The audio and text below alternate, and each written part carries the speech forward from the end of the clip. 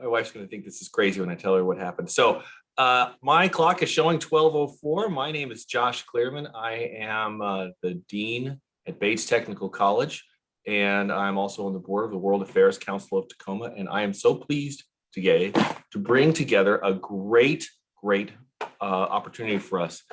This is a global policy and climate change. The World Affairs Council of Tacoma is a nonprofit, nonpartisan organization whose mission is to promote public understanding of the world affairs and enhance the ability of its members to engage in the global community. So pleased to bring you here today. We have an outstanding speaker who's coming to us from Washington, D.C. You can see him in the corner there, Mr. Andrew Griffin. He is the Deputy Director of the Office of Global Change in the Bureau of Oceans and Environmental and Scientific Affairs. He's going to speak today on the agency's role in implementing and managing U.S. policy and climate change. Andrew is a career Foreign Service officer with 15 years of diplomatic experience with postings in Santiago, Lima, and Guangzhou. So please welcome Andrew. I'm going to hand it right to him. He's going to speak for about 20 to 30 minutes. Any questions that you have in the chat, we will record those. This is being recorded, so you all know. If you have questions, just go ahead and put them in the chat and we'll get to them and I'll moderate the questions. So Andrew, I'm ready to hand it over to you, and thank you so much for being here today with us.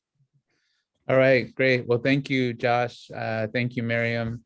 And just to the entire World Affairs Council Tacoma board for the invitation. I've been looking forward to this all week, an opportunity to address such an important issue with this group. And I'd just like to start with a basic premise, which is that the climate crisis is real and that we need to take action in this decade, what the Special Presidential Envoy for Climate, John Kerry, has called the decisive decade, if we're going to avoid the most catastrophic consequences for American national security, for our economy, for our prosperity. So as Secretary Kerry stated in his testimony yesterday to the House Foreign Affairs Committee, everywhere across the United States and around the world, we are now seeing the mounting costs imposed by warming and more volatile climate. Just as an example, 2020, last year, set a new US record of 22 extreme weather and climate disasters that cost over $1 billion each. And last year's tally of 22 extreme events, hurricanes, floods, droughts, wildfires, shattered the previous annual record of 16 such events, which was set only 4 years ago. So if you take all these natural disasters together, these have cost our taxpayers, the United States, more than $1.79 trillion since 1980. We can go on. The 2020 wildfire season burned more than 10 million acres. I know this is a major concern and real life threat on the West Coast. We saw 5 of the 6 biggest wildfires in California's history last year and the single largest in Colorado's history. And 2020 was also the warmest year on record. And the last decade was the warmest decade on record. And the decade before that was the second warmest. And the decade before that was the third warmest. So clearly, none of us need to be climate scientists to know that there's a major trend line here. We're dealing with a warming climate, and it's going to create real consequences. Unfortunately, what the scientists are telling us is that we're not doing enough. We're just not doing enough to tackle the crisis.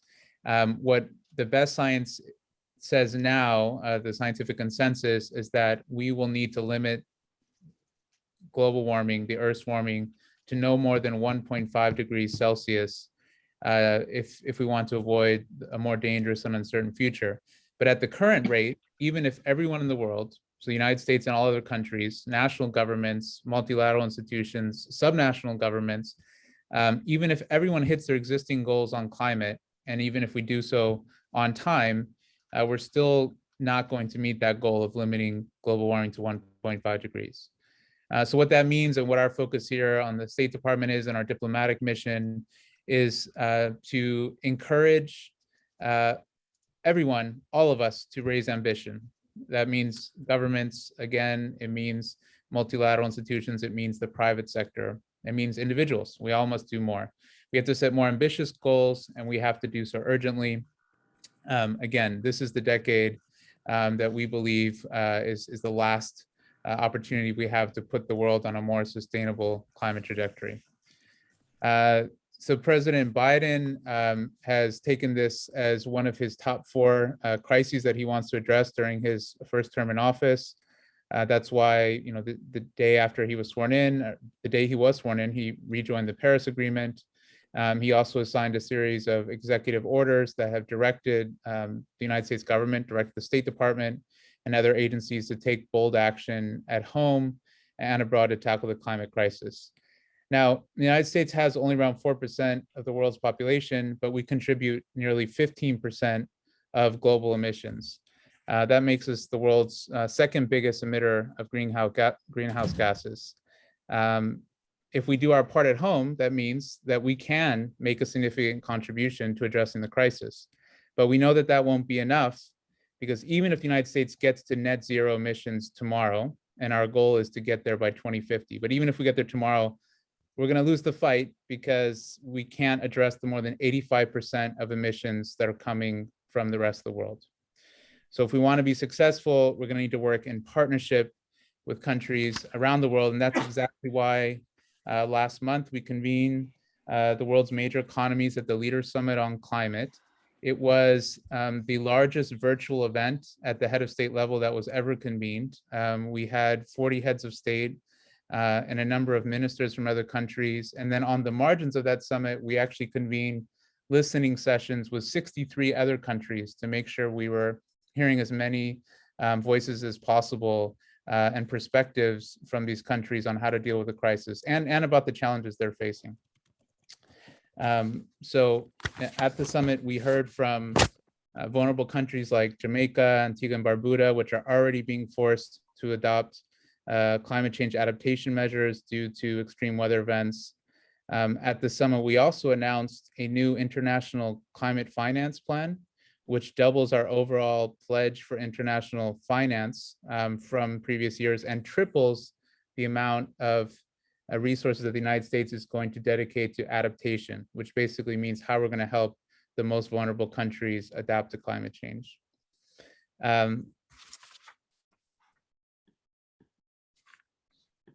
In terms of, let me just see here, I also wanted to note that at the summit, the president announced our national targets. So the United States, after we withdrew from the Paris Agreement, at the beginning of the last administration, we had only announced our intended contribution. So under the Paris Agreement, every country is required to submit a nationally determined contribution. We had only announced our intended contribution, but at the summit last month, we announced that we intend to reduce greenhouse gas emissions by 50 to 52% by 2030. So that is an incredibly ambitious target, and it is an example of how the United States, how we intend to lead by example in the fight against climate change. Several of our partners also announced really ambitious commitments. Canada, for example, and this was a lot of diplomatic engagement behind the scenes, but Canada will now reduce emissions by 40 to 45%, which is a significant increase over its previous target. Japan intends to reduce emissions by 46% by 2030. Argentina, and I was involved in some of these discussions, has announced that they were going to limit emissions to a level that's 27.7% below its 2016 target. So basically, they had already announced a more ambitious target, and then at this leader summit, decided to go even higher in terms of their ambition. Brazil, which is a critically important country because it is the home of the Amazon, a large swath of the Amazon rainforest, one of the most important carbon sequestration sinks in the world. They announced that they're going to reach net zero emissions by 2050, and to bring, which was in essence, moving forward their goal for peaking by 10 years, moving forward their net zero by 10 years.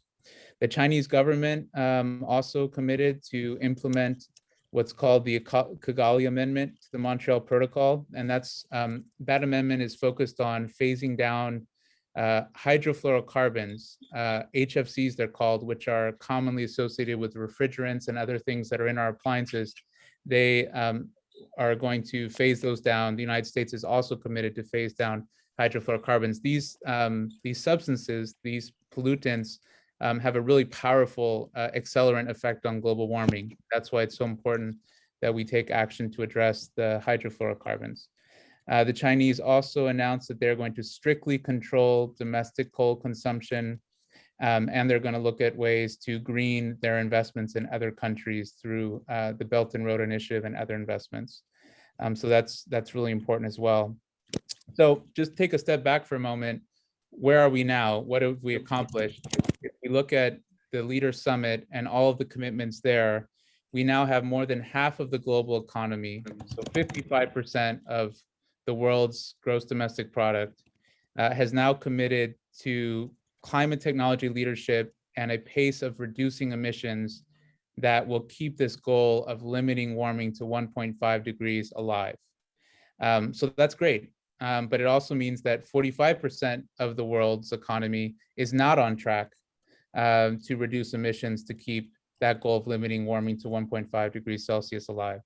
So that means that there's a lot of work still to do. That's a challenge in terms of how we work with China, how we work with India, and how we work with others. So just to get back to the discussion on climate finance and sort of what we're doing, there is a commitment under the Paris Agreement that by the year 2020, so last year, that developed countries, the United States, European Union countries, other developed countries will collectively make $100 billion available each year to help the world address climate. We have not met that goal yet. We are short of that goal, but we believe with the new commitments the United States is making or just announced, plus commitments that are coming forward from some of our key partners, and most importantly, new commitments from the private sector, we believe that we will be on track to be able to reach that goal and ideally surpass it. And one thing that Special Presidential Envoy Kerry has been really focused on is how do we engage the private sector, the financial institutions, so that they can make contributions as well. And that's why ahead of the summit, we worked with the 6 leading US banks to collectively have them pledge to mobilize $4.1 trillion by 2030 to deal with climate and build climate resilient infrastructure. We also secured commitments from the 3 largest US asset managers to move over 19 trillion in assets that they manage to low carbon investments by 2050. So this summit is an important first step as we prepare for what we've called the main event, the big show this year, which will be in November in Scotland, in Glasgow. It is the 26th Conference of Parties of the UN Framework Convention on Climate Change. So in Paris, that was the 21st Conference of Parties. That's where the Paris Agreement was reached. We're now headed into the 26th Conference of Parties. There was a year that last year there was no COP due to the pandemic. There was no Conference of Parties. So this is, as Secretary Kerry has said, this year's conference is really our last best hope to get all the nations in the world on the right road to keep us at this goal of 1.5 degrees and to achieve net zero emissions by 2050. So it's important that we not just have commitments and pledges, but actual roadmaps where countries, including the United States, lay out exactly how we intend to achieve these ambitious goals and what specifically we're going to do to get to net zero emissions, meaning total net emissions at 0 by 2050. I just want to say a few final things, and then I'm really interested in questions. And that is, as we seek to recover here in the United States and the world recovers from the havoc that the pandemic has wreaked on our economies, President Biden, Special Presidential Envoy Kerry, Secretary of State Blinken, all firmly believe that we can build back better and we can create millions of new jobs in the United States by investing in clean energy. Guess what is happening And in just 10 minutes? And- Well, first Owen, little Owen. So why don't you have a calm moment? And you know what I heard? You I'm looking to very mute here. kindly asked me. No worries. All right. Was a little interlude there, but I just to say that the focus is on how do we create jobs. I mean, I think you've probably heard, if you've heard the president speak about climate change, he says, whenever I think about climate, I think about jobs. And that's the focus, is how do we build back by investing in clean energy, climate resilient infrastructure. So the United States really does lead the world, and we're creating new jobs, high quality jobs. But just to give you a sense of scale, if we consider that by 2040, the year 2040, the world will face a $4.6 trillion infrastructure gap. And the United States has a big stake in how that infrastructure is built. And it's not just whether it creates opportunities for American workers, but it's also whether it's green and sustainable, done in a way that's transparent, respects workers' rights, gives the local population a say around the world, and doesn't mire developing countries and communities in debt.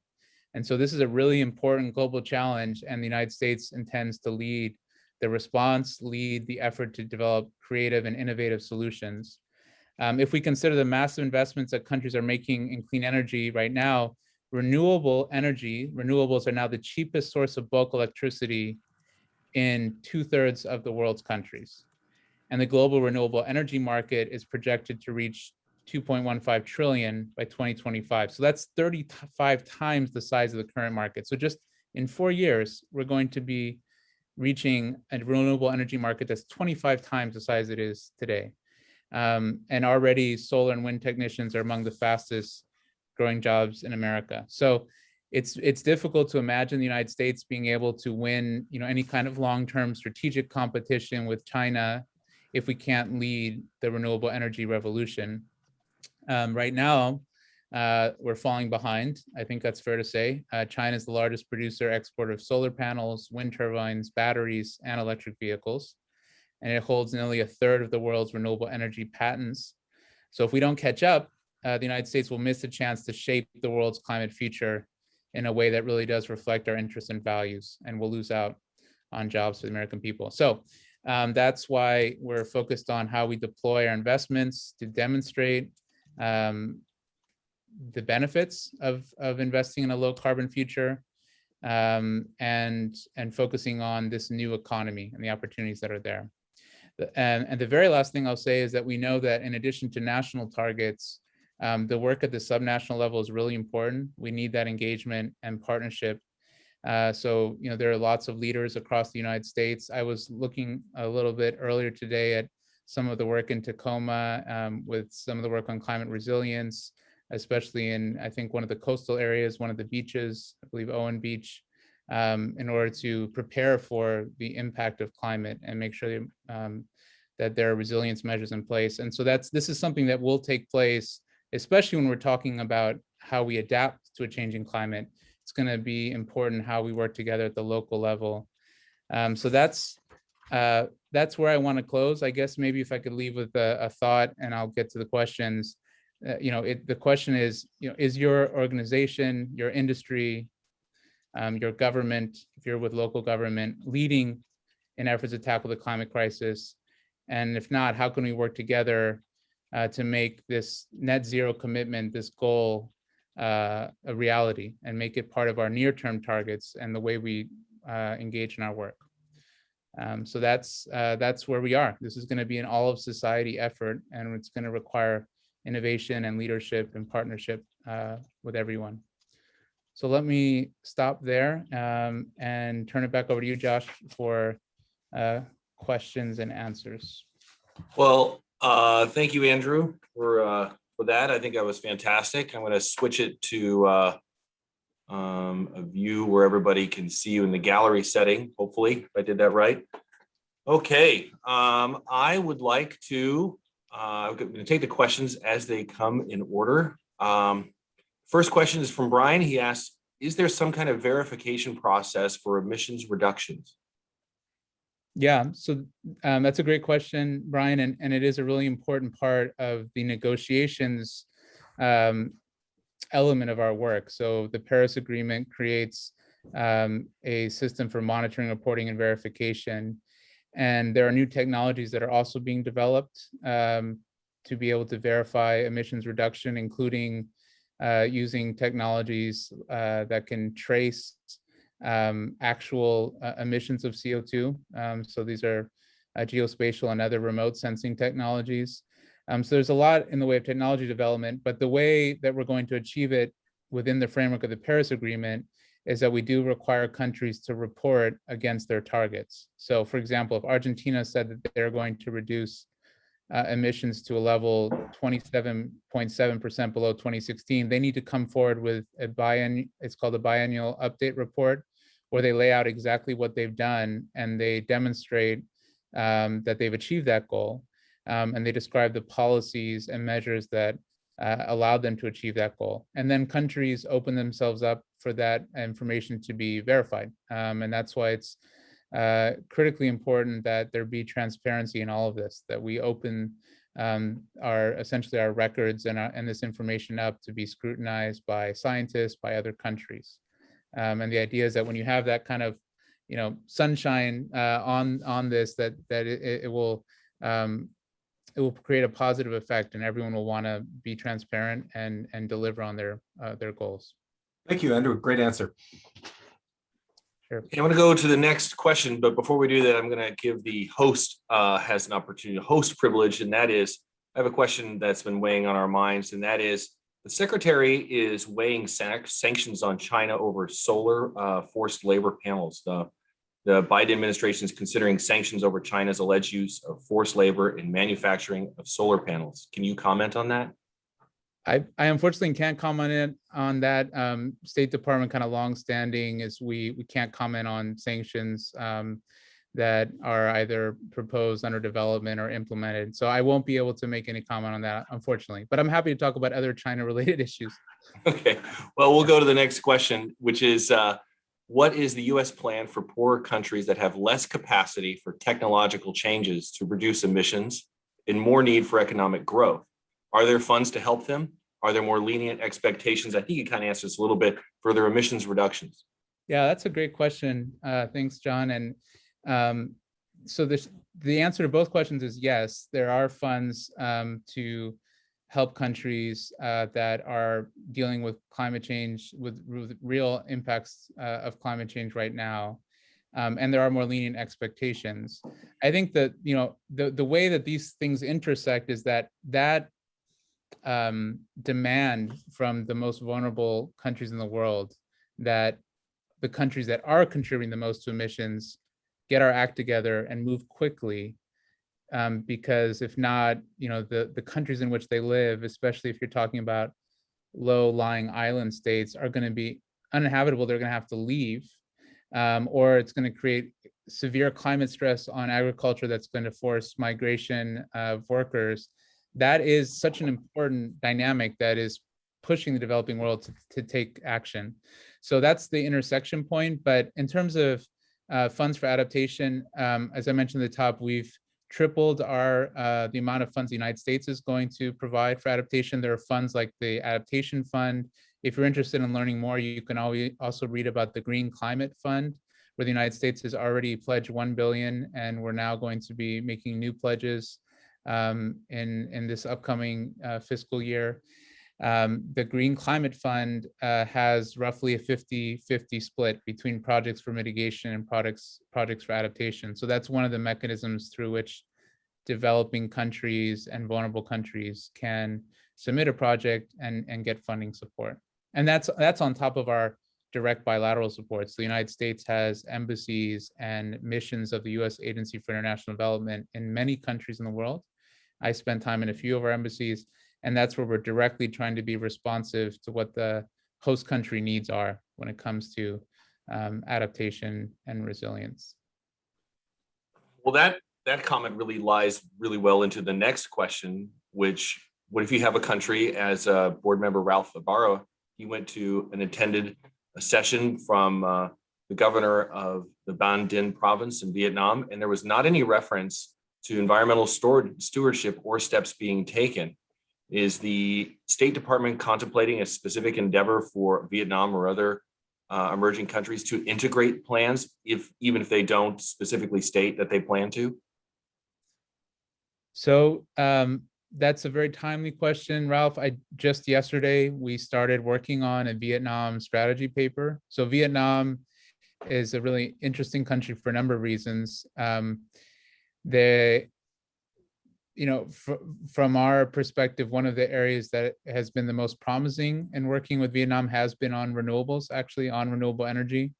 And so we're looking at what programs. There's a program called the Clean and Advanced Energy Accelerator that we have launched, CAEIA, that seeks to create the regulatory framework that will allow more clean energy investment to come into the country. So that's one of the ways that we're seeking to partner with Vietnam. But we're actually at the early stages of thinking that through and speaking with our embassy, speaking with Vietnamese officials, trying to understand what would be the most productive partnership. But I would just say Vietnam's also important because they're part of the ASEAN community, and that's a key regional group where the United States has for a long time now sought to be more involved and more present. So good question. And a reminder that we need to finish our strategy on Vietnam. Yeah, that's the world's a big place. There's lots going on, and which brings us to Brazil. President Bolsonaro has turned a blind eye to logging and ranching in the Brazilian rainforest. What can realistically be done to mitigate some of this activity? Yeah. So, as I mentioned at the top, we were somewhat encouraged by what President Bolsonaro brought forward at the summit in terms of commitments related to deforestation and to net zero. But we are going to be focused now on seeing tangible efforts. We need to see what that looks like in practice, and that includes making real efforts on enforcement and to crack down on illegal logging and illegal mining and other sources of deforestation. It does also mean that there are opportunities to work productively together, again, in areas like renewable energy, on energy efficiency, and on some of the best practices for alternatives for inhabitants of the Amazon and indigenous groups and others to make sure that they have options that will allow them to have improve their quality of life, but still contribute to the goal of protecting the Amazon and avoiding deforestation, which is so harmful for many reasons, but definitely from the perspective of trying to fight climate change. So we're moving to the stage now where really are focused on what does enforcement look like, what are the specific ways we can work together, but it's going to be results focused. One other thing I'll quickly say is we did announce an initiative called Project Leaf. That is a partnership with Norway and Sweden and Brazil and Peru and other countries that will leverage collectively $1 billion. Amazon.com is also part of this initiative to provide essentially payment for ecosystem services, but results-based payments for countries that can demonstrate that they are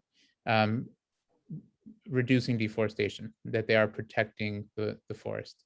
And so that's an exciting new initiative, to be honest, because there's potential for that to grow and include more countries, more funding support, and because it's focused on results, that's another reason why we're really optimistic about that effort. That's really interesting. I'm going to go ahead and skip to the students. I've got a couple of students from Pierce College here, and I'm going to jump to their questions and loop back around to your next one, John. Connor has one where he says, while we might be able to change our energy into solar and wind, do we have a plan on reducing animal waste carbon emissions? It is one of the biggest greenhouse contributors, but communities may be resilient to losing something they might have had their entire life. Great question, Connor. Yeah, that's a really good question, Connor. So the short answer is both in the United States and in our technical cooperation with other countries, we are looking at agriculture-based methane. Methane is, as you note, you're absolutely right. It is much more potent than carbon dioxide when it comes to accelerating global warming. And so it's a real concern. We need to deal with methane. We need to deal with methane as it relates to oil and gas. We need to deal with methane as it relates to agriculture. And so just, for example, with Argentina, we're looking at ways we might be able to work productively with Argentina on controlling methane in the agriculture sector there, new technologies, et cetera.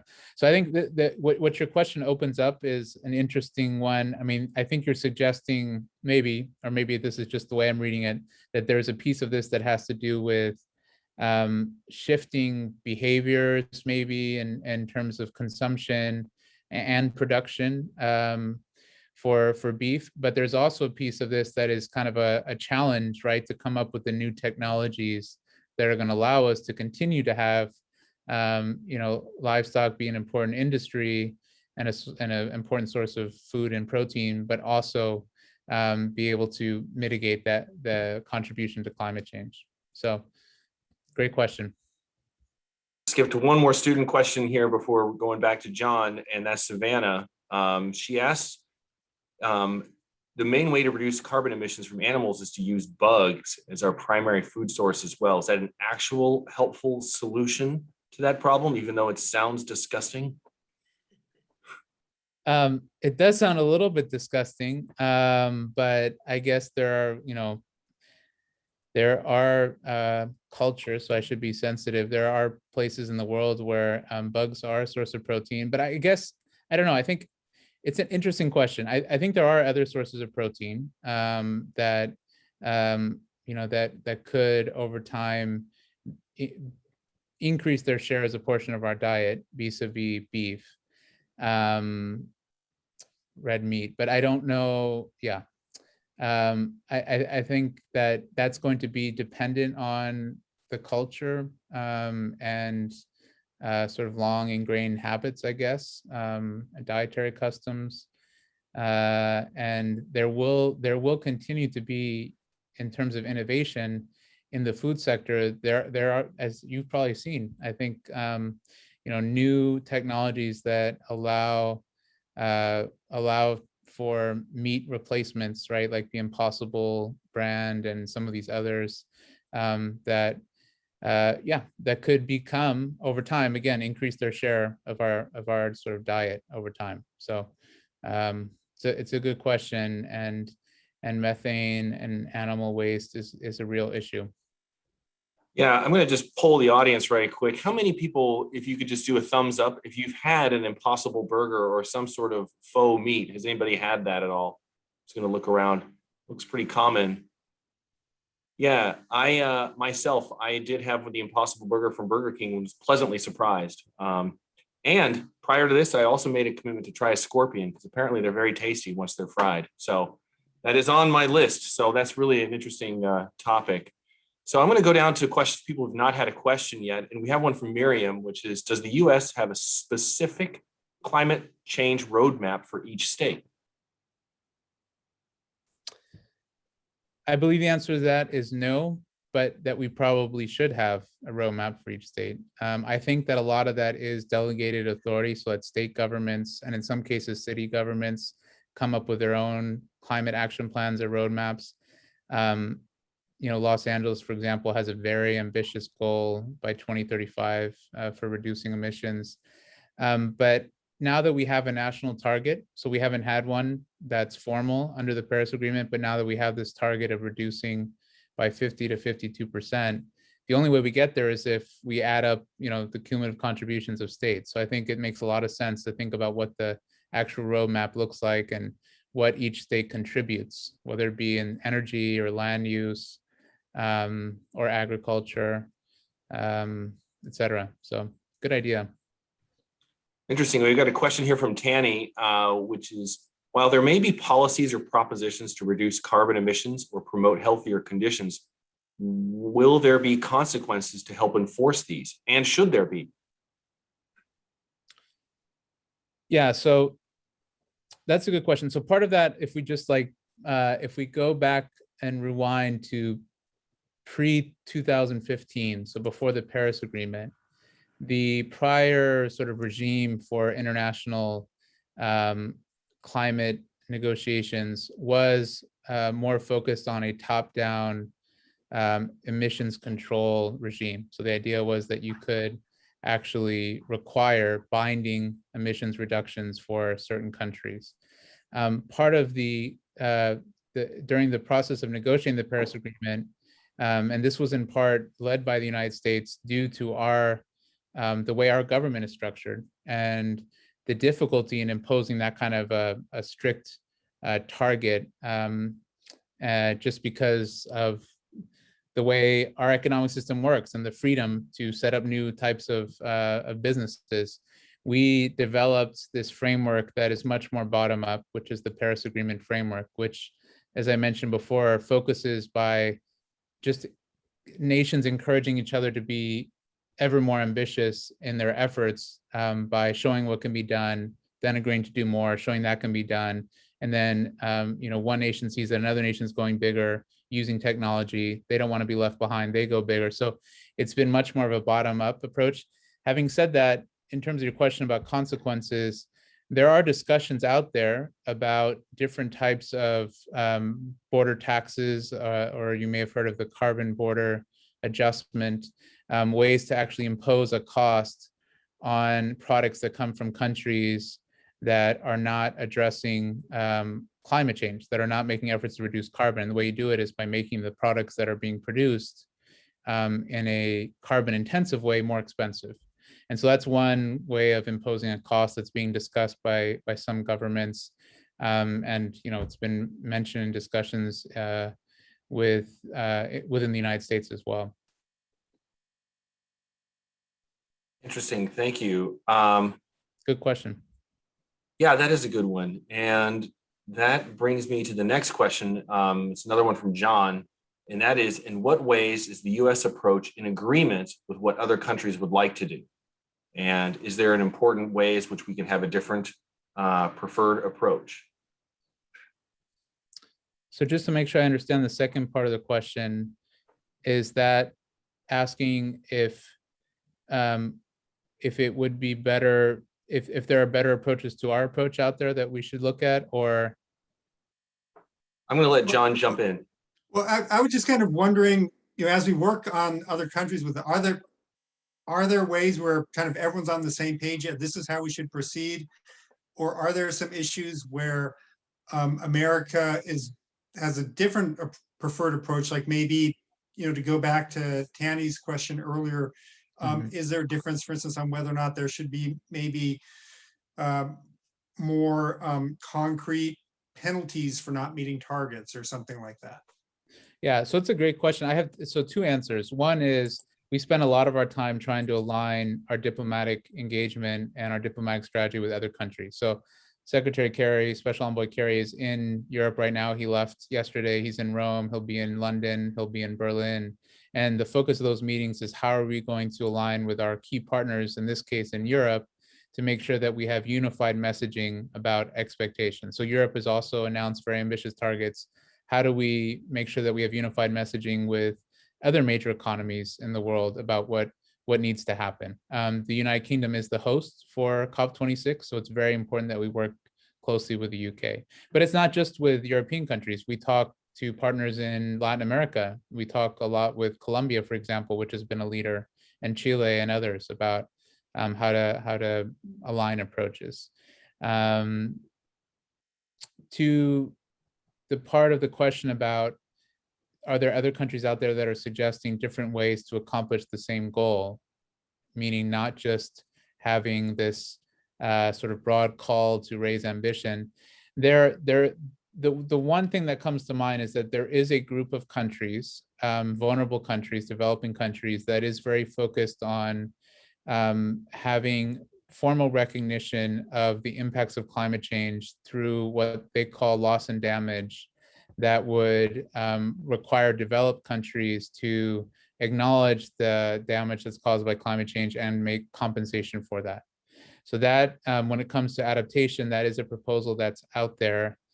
Our strong view on that has been that it's much more effective to just increase the investment across the board in adaptation, and to bring the private sector along, and to do so in ways that create jobs and help economies be more resilient instead of trying to attribute, X% of blame to this country. It's also very difficult within our political system, if that were the approach, to be able to have agreement on making these payments. And then there's a complete, potentially, there would be no accountability for what happens to those funds once you pay them out. And so our preference has been to work through mechanisms like the Green Climate Fund and others, where there's, broad shared understanding of what the goals are. There's a technical review panel, et cetera. In terms of different approaches on how to address emissions, I feel like most of the world is on board now with this approach, that you determine what you can do based on your national reality, based on the technologies that you have access to. But in some cases, you say, I could do more. So some countries say to us, we could do more if you helped us get access to these technologies. But again, it's because it keeps driving this ambition up higher and higher. I think that that's preferred than just having a static, okay, United States, you are 20%, you always have to be 20%. Because then, we'll just do what we need to hit our goal, and that's it. So, just some initial thoughts, but good question. I've got two more questions, then I'm going to ask some questions, which are basically, what are the questions we should be asking? So that's coming up. So the Washington State is heavily dependent on export through container shipment. How does climate change affect the shipping and logistics industry? So that's a very important question. I think I'm going to try to answer it the opposite way first, which is that the shipping industry is an important contributor to a changing climate, because maritime emissions are significant, and the fuels that are used in the shipping industry are not, in most cases, low carbon fuels. And so we've been working in the International Maritime Organization with other countries, key partners, to come up with short-term and medium-term and long-term measures that will help us start controlling emissions from the shipping sector. And there are different ideas about how to do that, and I don't think there's consensus yet. The second part of your, actually, I think the thrust of your question, which, to be honest, I'm having a bit of a struggle in answering, which is, how is climate change affecting the maritime industry or the shipping industry? And I don't know, because I don't know, for example, if sea level rise is creating real obstacles to the functionality of certain ports, for example.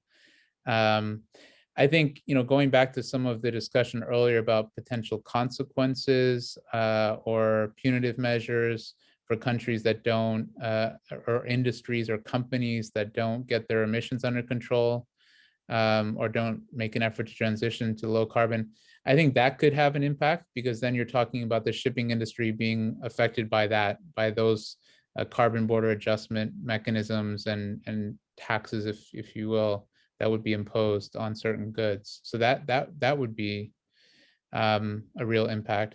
But then also there is just this idea of technology being, there's just so much room to innovate, right, in shipping and maritime, and especially the long transport, long distance transport. So that's another interesting area. So I just have a comment on the bunker fuel. There's a big hullabaloo here in Tacoma about the use of bunker fuel, and I can attest that bunker fuel is a low quality, low grade fuel, and is considered highly toxic and harmful. When you get oil and you distill it, my understanding is that bunker fuel is the absolute worst. So it is definitely a concern. Mm-hmm. So I want to bring one more question from the group, and then we'll go to what are your questions that you have, and then loop back around to the more questions. And that is one more question from Savannah, which asks, what are your thoughts on carbon filtering or transforming ideas, such as technologies that convert carbon dioxide from fossil fuels and using that for energy? Thoughts on that? I see that you did a paper on that, Savannah. Or is this carbon capture and storage? Is that what you're referring to?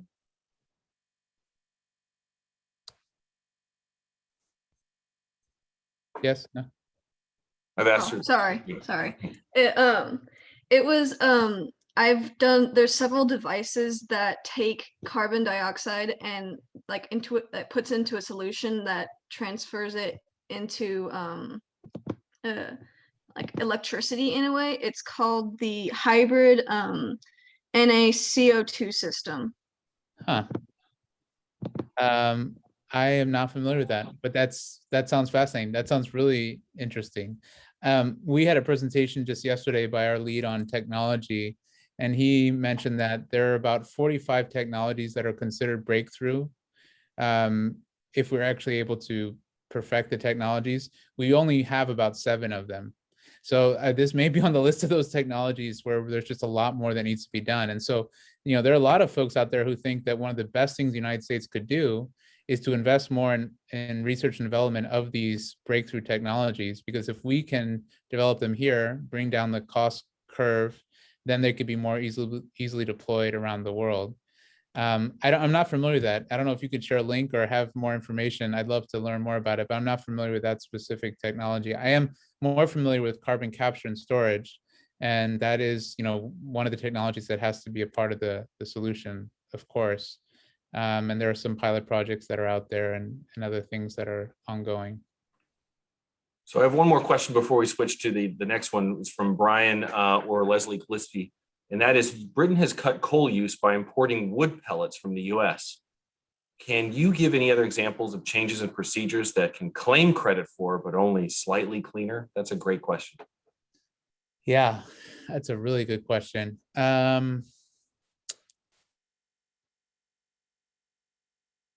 So there is a mechanism under the Paris Agreement to which countries can sell credits. And there is an issue there that has to do with how those are counted. This is kind of a sort of somewhat more technical negotiations issue, but there is a concern that some countries are double counting these credits by essentially saying that it's a part of their national contribution to reduce emissions, and then also selling them to other countries so that other countries can show that they're reducing their emissions by purchasing these carbon offsets or credits. So I guess, you know, a part answer to your question would be that doing that may be considered not really to be making a difference because you're double counting. But no, I'd have to think a little bit more about that one, to be honest, about other examples of changes that make things only slightly cleaner. I mean, I think it gets back to the monitoring, reporting, and verification. If you can actually measure the carbon emissions, then you can determine clearly if it's making the contribution or not. And so maybe wood pellets aren't going to deliver for Britain on their overall emissions reduction. But there may be, and I think this might be behind the question, there may be sort of a public relations benefit in doing something like that, even if it doesn't have a major climate benefit, right? So that could be a challenge. Interesting. That's cool. I like that. The question I want to ask is, the committee, when we host these things, we often hear from the hosts like, I wish I'd been asked this, or I wish I'd been thought that. Do you have any questions that you would like us, or like questions the audience should think about or ask? What have we not asked you? Yeah, I mean, so I worked on climate and climate diplomacy under the Obama administration in China. And I was living there in Guangzhou, speaking to large groups, mostly students. And one of the questions I would get all the time there was, okay, United States, so you now want to lead the world in fighting climate change, and you want us to do our part. But in the United States, you have 2.3 vehicles per person. Your energy consumption is 6 times per capita the global average. When are you going to do your part? And I've always found that to be one of the toughest questions. And I still do. I still think that, even working on this full time and working many hours on this and being really passionate about it, I still think, well, what am I doing in the way I'm living my life that's making a difference, right? And so I think getting it down to that level in terms of what can the individual contribution be matters. I think there are ways to contribute beyond just lifestyle. I think there are ways, Miriam, your idea about having subnational governments, state and city governments develop roadmaps, that's something concrete. That's an area where we can get more involved. And you can get involved in your local government and say, what can we do to reduce our emissions? Or what can we do to measure our emissions? Because in most cases, you need a starting point. You need to know what the carbon emissions are, So, but yeah, I guess, Josh, that's a great question. I think that category of like, what are the ways to actually get involved is something I'm always interested in. Well, I always want to wrap things up with 5 minutes to spare. So, because we live in this crazy Zoom world where we go from block to block and look at each other in rectangles. And I want to say thank you so much to everyone and the outstanding questions and the participation. It is such a pleasure to have you. And on behalf of the World Affairs Council of Tacoma, thank you so much for coming here. And if you are watching this and liking what you see, consider joining the World Affairs Council as a member. We are free and we take support any way that you want to, and we have more programs and great stuff happening. So come check out our website, which is WACT Tacoma, and I'll even put it in the chat here so that all of you can join, subscribe, follow, join, see our Instagram and all kinds of wonderful things that we're doing. And it's lovely to have you all, okay? So I'll be here if people want to hang for a little bit. Last but not least, I want to give super thanks to Miriam and John, who really did a ton of work bringing this together, and also to our chairmanship, Marcia Garrett. So thank you so much. Thanks so much. Thanks for coming. Andrew, thank you so much. Yeah, it was a pleasure. Thank you, everyone. Phenomenal presentation. That was lovely. We need to have you next time too. So that is going to be, we plan to have at least 3 programs with the State Department. So hopefully you can keep us updated what's going on with the climate. Well, I'd love to come out and meet Josh's chickens next time. Yay, come over. Make Yeah, like a round trip somewhere in Washington State. Come stay. That's right. I've got a new rug in my backyard area. So there's a chicken viewing area, there's a beverage area, there's a flower area. Sounds A exciting. We cornucopia. should have a board meeting at your house, Josh. We are talking about that as a potential idea. My July is totally packed up. But August is potentially possible. So Awesome. Well, let me Marcia just and I are going to chat about that. just say real quick, because I've done a few of these events. These are some of the best questions I've received. So thank you. I really enjoyed it. Yeah. Oh, John, thank you so much for bringing students today. Did you entice them with extra credit? A little bit. I'm seeing some head nodding there from Savannah. But yeah, Savannah's knowledgeable. She would have been here anyway, I'm sure. So, But Andrew, did you see the links that Savannah posted in the chat about the project she referenced? I did, and I already have it open. I'm going to check it out. So thank you. Good. That was awesome. Appreciate it. And it's great to see that you're trying to research breakthrough technologies. That's awesome. Yeah. All right, everyone, take care. Good to see you. Okay, take care, Thank everyone. you again, Great Andrew. to see yeah, you. thank you In again, touch. Andrew. That was Bye. great. Bye-bye. Bye. Catalin, thank you so much for coming. Catalin is the chair of the Consular Association. Oh, Okay. Yeah, so that was great to have her here. Mhm. So, I have a few minutes if you want to talk about potentially meeting and having a social at my house. oh, sure, let's. For here. So July, so let me tell you what's happening in Joshy Pie's world. I'm in grad school and it's just going to be a punishing schedule throughout July. I've got class 3 nights a week from next week onwards. And then, but the first part of August might work. And I was talking to Lisa about this, and we talked about the prior models, like maybe spouses wouldn't want to come because they were bored. And that kind of, she thought, I don't know how I feel about that, thinking that maybe we could have an event where spouses felt welcomed and comfortable to come, mhm. So like, not spouses, that people could +1 if they wanted to. Yeah, right. So it would Can we mean like, plus chicken? it would be plus chicken, plus chick. So Yeah. excuse me. So that's what I'm wondering is, do you think that that's something that we could do? I'm thinking that maybe 15 people max, weeknight or weekday, or weeknight or weekend. These are kinds of things that I'm wondering about. Now you say 15 people max. What happens if 10 want to come and 5 want to bring spouses? Well, I wouldn't be super crazy about that. I mean, the CDC, I mean, how many people do you have, just did max, they just said maskless. So I would say how many people do we have on the board? About 20. 20. Good. So if we did 20, right? 20 people and they all had a +1. I mean, my house can hold 40 people. I think that it's fair to say that we're only inviting those who have been vaccinated. I Right. can't imagine there is any in this group who would not be, but I think that's perfectly fine for a host with young children to say, those are the house rules. That's right. Yeah, I think so. I mean, that would be my thing. It's like you're not love having if you are not vaccinated, please consider the virtual option, right? And we'll just set up an iPad.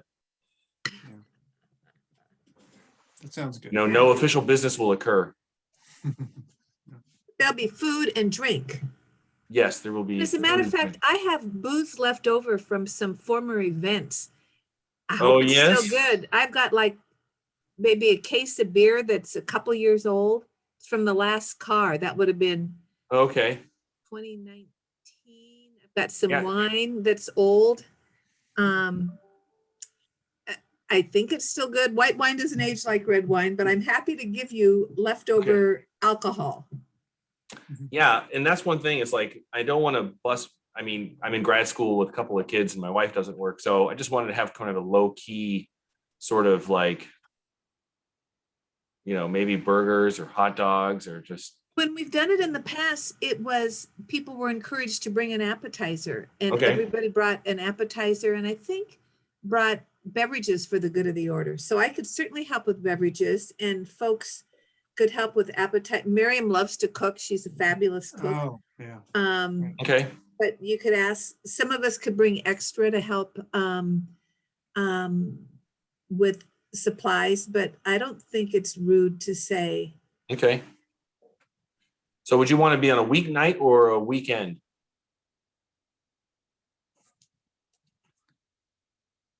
We've always done it before. Well, we did it for a few years running at Debbie Bingham's house, and it was always a weeknight.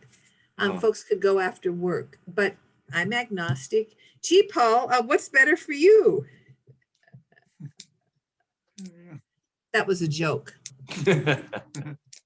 I don't know who Paul is. Oh, he's our board member in Washington, D.C. Oh, on the PR and marketing committee. He's great. My bad. John, do We you have a could ask preference? at the board meeting and see what people think. Yeah, I don't have a preference. I think usually these things aren't super late, so I think like weeknights work well. But I'm free most weekends too, so. Okay, well, I know that a lot of people have weekends sacred, with kid Yeah. stuff and soccer games and things like that. So I'm just thinking after work to 7:30 or 8. That'd be Come perfect, I by. think. I think that would be great. I have a small pool, and if people decide to go join the pool, sometimes people do, sometimes people don't. But the rule is no pointing and laughing. That's a strictly enforced rule. So, Yeah, right. Okay. All right. We could stock it with piranhas. That's true. That's for what we could. Yeah, and my kids are going to be there, and they're going to be swimming or around, and it's going to Well, be. you said your daughter would give us the chicken tour, right? She will give us the chicken tour. She will show everybody each chicken, and she will try to have you hold a chicken. I don't want to hold no stinking chicken. I used to be that way too. I used to tell her I am not a chicken holder, but there's going to be somebody who wants to hold chickens. It And now probably you're a will guy be, that takes chickens to the vet, for Christ's sake. Goodness, I swear. John, how many of the participants were your students today? A lot. I think it was like over 10. That's fabulous. I was so pleasantly surprised to see the attendance. Yeah, me too. And we had 27. So even if we'd had 17, that was great. For the Yeah. first time, we've done a noon program. But you entice them with extra credit? Yes, I did. So, Why not?